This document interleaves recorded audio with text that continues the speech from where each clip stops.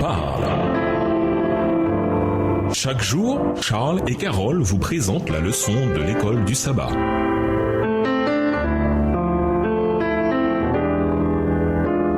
Bienvenue dans votre émission Dieu nous parle. Nous voilà à la leçon de mercredi, le Saint-Esprit, la parole et le témoignage. La parole de Dieu était au cœur même du témoignage de l'Église du Nouveau Testament. Le sermon de Pierre, le jour de la Pentecôte, cita abondamment l'Ancien Testament pour prouver que Christ était le Messie. Le témoignage d'Étienne avant sa mort passa en revue l'histoire d'Israël dans l'Ancien Testament. Pierre fit référence à la parole envoyée aux Israélites, acte 10, verset 36, puis partagea l'histoire de la résurrection avec Corneille. L'apôtre Paul n'eut de cesse de renvoyer aux grandes prédictions de l'Ancien Testament concernant la venue du Messie, et Philippe expliqua en détail à un Éthiopien en recherche la signification de la prédiction messianique d'Ésaïe 53. Dans chacun de ces exemples, les disciples proclamèrent la parole de Dieu, pas la leur. La parole inspirée de l'Esprit était le fondement de leur autorité. Lisons Acte 4, versets 4 et 31, Acte 8, verset 4, Acte 13, versets 48 et 49, Acte 17, verset 2, Acte 18 et versets 24 et 25.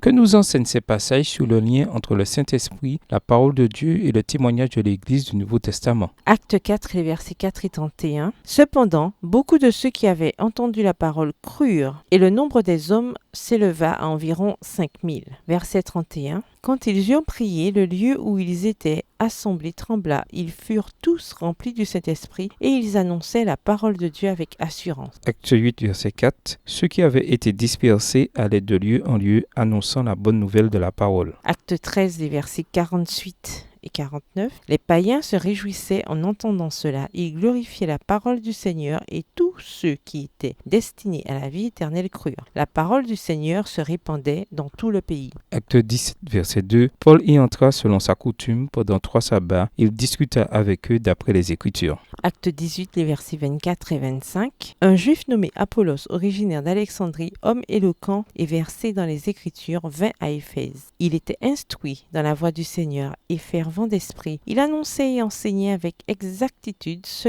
qui concerne Jésus, bien qu'il ne connût que le baptême de Jean. L'Esprit qui a inspiré la parole de Dieu agit aussi à travers la parole pour changer des vies. Il y a une puissance qui change la vie dans la parole de Dieu, car à travers l'Esprit, c'est la parole vivante de Christ. Lisons de Pierre 1, le verset 21 et Hébreux 4, le verset 12. Pourquoi la parole de Dieu a-t-elle autant de puissance pour changer des vies? De Pierre 1, verset 21. Car ce n'est pas par une volonté d'homme qu'une prophétie a jamais été apportée, mais c'est poussé par le Saint-Esprit que des hommes ont parlé de la part de Dieu. Hébreux 4, le verset 12. Car la parole de Dieu est vivante et efficace, plus tranchante qu'une épée quelconque à 2 tranchants, pénétrante jusqu'à partager âme et esprit, jointure et moelle. Elle juge les sentiments et les pensées du cœur. L'énergie créatrice qui appelle les mondes à l'existence jaillit de la parole de Dieu. Cette parole communique la force, engendre la vie. Chaque prescription est une promesse qui apporte la vie divine à qui l'accepte de toute sa volonté et la reçoit dans son âme. La parole de Dieu transforme le caractère et recrée l'homme à l'image de son Seigneur. Extrait du livre Éducation, page 142, livre écrit par Ellen G. White. La raison pour laquelle la Bible a cette puissance capable de transformer des vies tient au fait que le même Saint-Esprit qui a inspiré la Bible au départ nous inspire et nous change tandis que nous la lisons. Quand nous partageons la parole de Dieu avec d'autres personnes, le Saint-Esprit agit pour changer leur vie par l'intermédiaire de la parole qu'il a inspirée. Dieu a promis de bénir sa parole par nos paroles. La puissance se trouve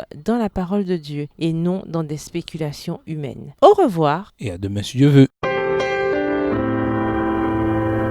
Dieu nous parle. Chaque jour, Charles et Carole vous présentent la leçon de l'école du sabbat.